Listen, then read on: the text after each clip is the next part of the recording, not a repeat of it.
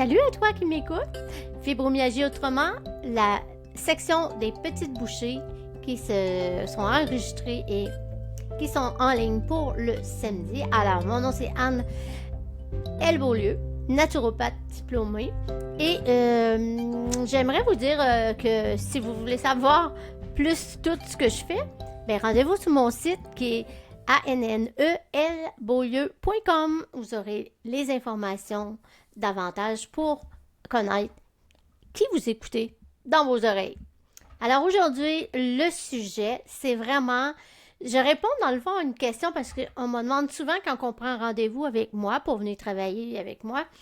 Je sais pas, c'est quoi le HIP?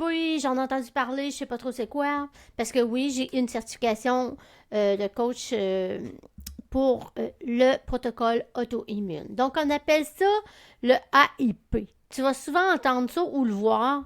Moi, je mange AIP. Dans le fond, c'est le protocole auto-immune.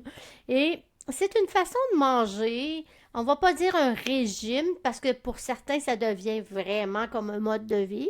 Mais oui, il y a vraiment des choses qu'on fait qui sont pas, en principe, supposées d'être faites pendant des années.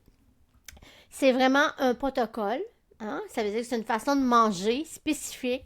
Puis c'est conçu, dans le fond, pour réduire l'inflammation. Fait que, tu sais, si tu as Hashimoto, ce qui est une maladie auto-immune de la glande thyroïde, moi, je dirais que même si tu n'as pas une maladie auto-immune, mais que tu sais que tu fais beaucoup d'inflammation, genre comme la fibromyalgie, ça peut être très intéressant. Moi, ça m'a fait énormément de bien, mais ça, pour moi, vous le savez, ça fait longtemps que j'ai compris que ça peut marcher super bien pour un, moins bien pour l'autre. Donc, c'est vraiment intéressant parce que c'est une façon qu'on peut voir bien des choses par rapport à comment notre corps réagit. Donc, il y a la partie qu'on appelle élimination.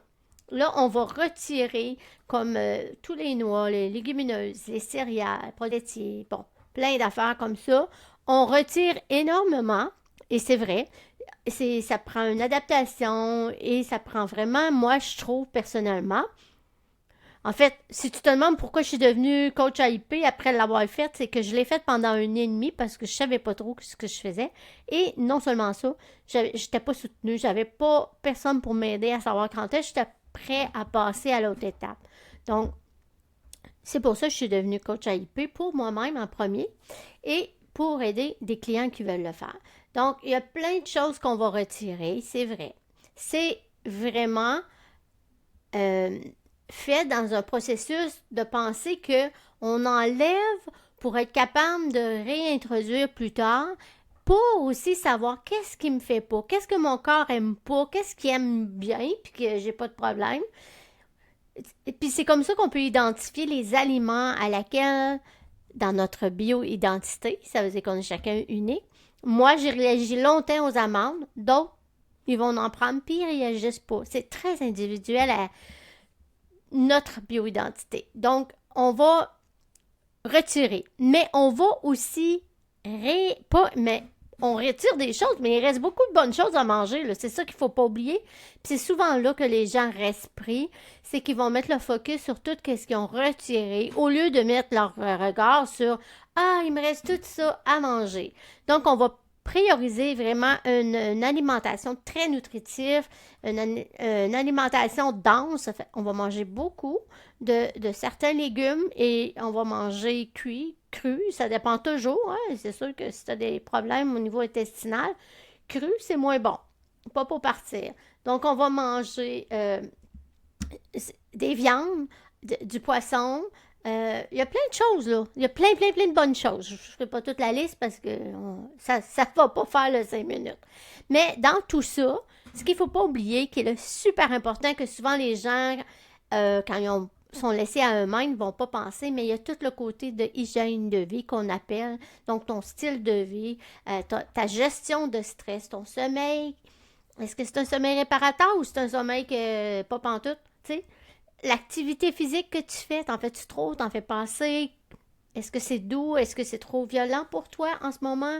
Et on travaille aussi, c'est sur la microbiote. Donc, ça, pour moi, c'est super important. C'est une approche qui est hyper intéressante.